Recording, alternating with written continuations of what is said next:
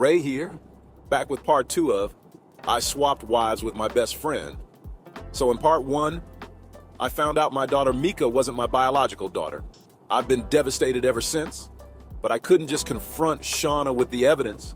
I had been at my job at the restaurant for 5 years. I got trained a few years ago to be a bartender, which was an upgrade from being a waiter, but I still wasn't making a lot of money.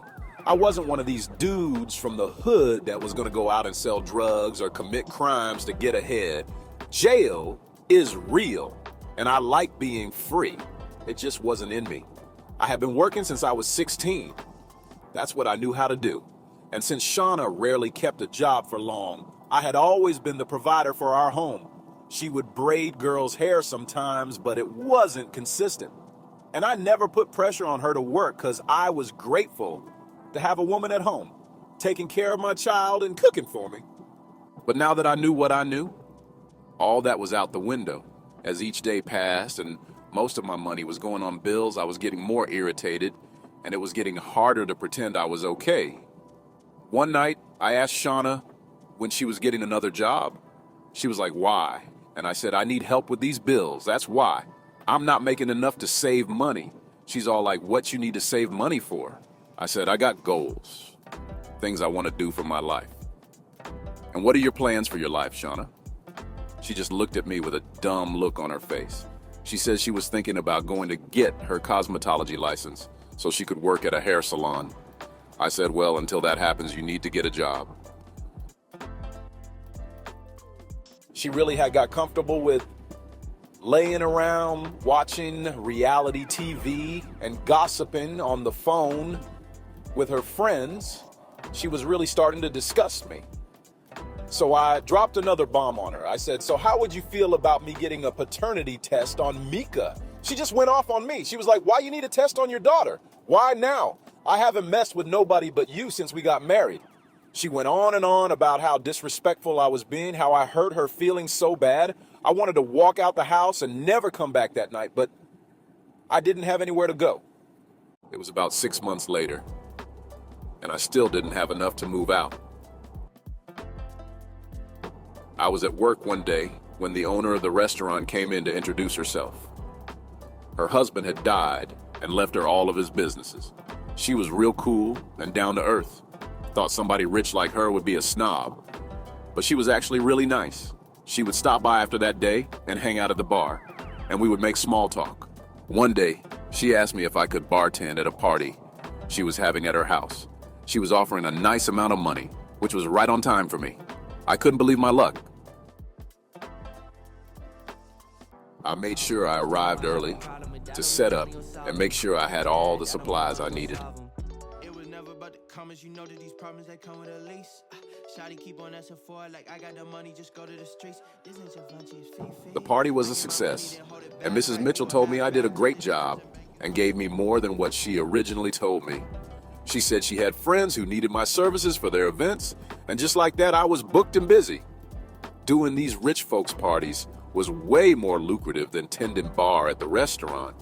It seemed like my prayers was getting answered. And it was a plus that I was making friends with people who had power and influence. I'd been meeting up with Kiki at the hotel on the weekends. It was the only thing that was keeping me from going off the deep end and spazzing out on Shauna. Doug kept trying to get me to go to the gym with him or out to the club, but I told him I was working long hours now, saving up money to go to school. I wanted to manage a business and I needed a degree. He said he understood, but I knew he was upset. He was going to be really upset when I cut him off for good. I couldn't trust him anymore. No telling what else he had been doing behind my back. I can't have people like that around me. One day, Mrs. Mitchell stopped by to tell me about another party she was having. We got to talking, and I mentioned I was saving up to rent a house in a better neighborhood. She asked why haven't I told her this before?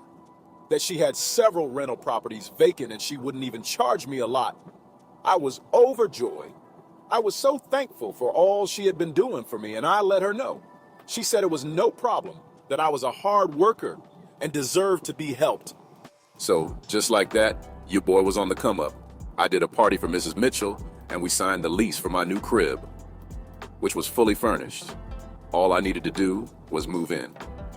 I waited till Shauna was gone with her daughter, and I grabbed my stuff and left. Once I was situated, I sent Shauna a text letting her know I had left her, that I tested our daughter, and she wasn't mine. I knew she had been creeping with Doug, and she was a dirty liar, period. I sent screenshots of all the evidence, told her to have a nice life.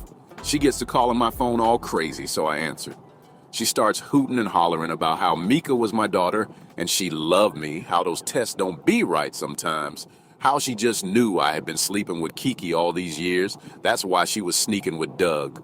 I told her that I'd never messed with Kiki after we got married, but I did cheat with other girls, but only one night stands, and I used protection. And I'm glad I did. I might have babies running around right now that I can't afford. I wasn't about to sit and listen to her lies, so I hung up on her and blocked her. She could go tell it to Doug for all I cared. I was excited to be in a new, nice house. I was thankful too. Yeah, I was kind of sad for a while. I missed having a family to come home to. But I didn't miss Shauna as much as I thought I would. I was pretty busy, juggling parties, work, and quite a few women.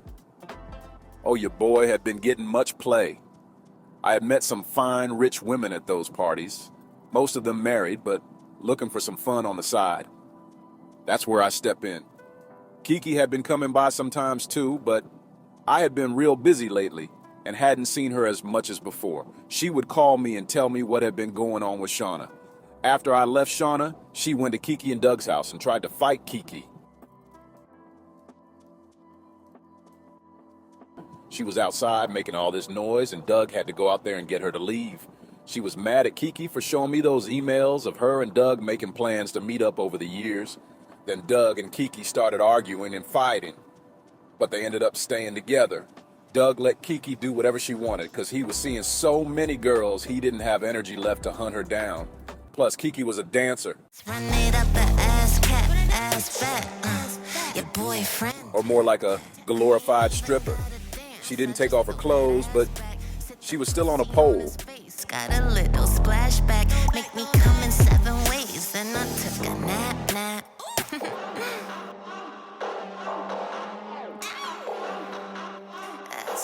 And God only knows what she was doing with those guys after the show. But Doug never told her she couldn't do it anymore. I had called Doug and let him know how I felt about him going behind my back with Shauna. I let him know that little girl over there might be his kid, so he might actually have a daughter, not a son, but hey, beggars can't be choosy. He starts apologizing and going on about how Shauna said I was cool with them seeing each other. I said, but how are you going to let Shauna speak for me? We supposed to be best friends, why wouldn't you ask me first? He didn't have an answer, so I told him I don't want him calling me anymore. I don't need his friendship. And I was realizing something. Doug was a weirdo. I couldn't put my finger on it, but he had been slowly changing over the years. Not in a good way. We was growing apart. Our values were different. It was time to cut him off. It was sometime after all that. I got a call from Kiki. She said she had got into another fight with Doug. This time he had roughed her up. She wanted to know if she could stay at my house till she could get a place. I'm gonna be honest. I wanted to tell her no. Kiki was a cool girl, but I really didn't know her that well. Yeah, we all hung out a lot, but that was partying and crap talking together. Just like Doug, I knew little of how she was on a daily basis. I knew one thing. Kiki wasn't a girl you made your woman. I don't care how sexy and beautiful she was. She wasn't that type. I told her she could come, but we wasn't about to turn this into an instant relationship. I let her know. I had people I was dating, and I planned on staying single until I ran into the right girl. She seemed offended, but agreed that that was fair. She had her life too. She just needed time to get a place. I felt like I owed her one since she had alerted me to Shauna's lies, and that led me to be in the position I was in today. Fast forward to 3 months later, and everything was working out with the living arrangements with Kiki. I was gone most nights with my other female friends, and she was at work. When we did find ourselves alone at the house, we would mess around. So yeah, it was going good so far. I had finally got my divorce filed and Shauna had been served papers. She wouldn't sign them and that was pissing me off. Then she popped up at my new house, outside all loud and ghetto making a scene, talking about I need to talk to her. She wasn't signing nothing till I talked to her. When I heard that, I thought to myself, I better go talk to her. I go out there and she starts pleading and begging me to give her another chance. Why couldn't I forgive her when she had forgiven me before? She said Mika missed me and cried for me every day. I wasn't moved. I knew all this was where things wasn't working out with Doug like she thought they would. See, I knew people that lived on Doug Street. A guy I know over there told me he saw Shauna moving boxes in over there. So I knew they was together, which didn't bother me because I had been moved on with my life and was living a much better quality life now that Shauna wasn't in it. Next thing you know, Kiki comes out of the house and starts cussing at Shauna to leave and go be with Doug and their kid. I'm telling Kiki to go back in the house and Shauna goes crazy and attacks Kiki. I bet when I land, they gon' tell me, oh yeah, whoa. Look, they can never keep me down, I'm going. And if I ever fail, just know I'll go again. I never quit, cause I know that every low. It was mayhem outside my new home. The neighbors called the cops, but Shauna left before they got there.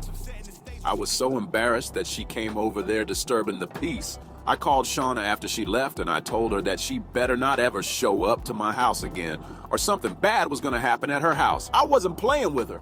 And how did she find out where I lived? Was she having mental issues? Had she been stalking me? Either way, I had had enough of her and no, I was never gonna be with her again. So don't ask. Yeah, man. It was becoming apparent that Shauna wasn't in her right mind.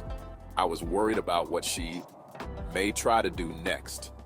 So that's the end of part 2. I'll be back to let you know how it all turns out in part 3, and thanks for listening and see you soon.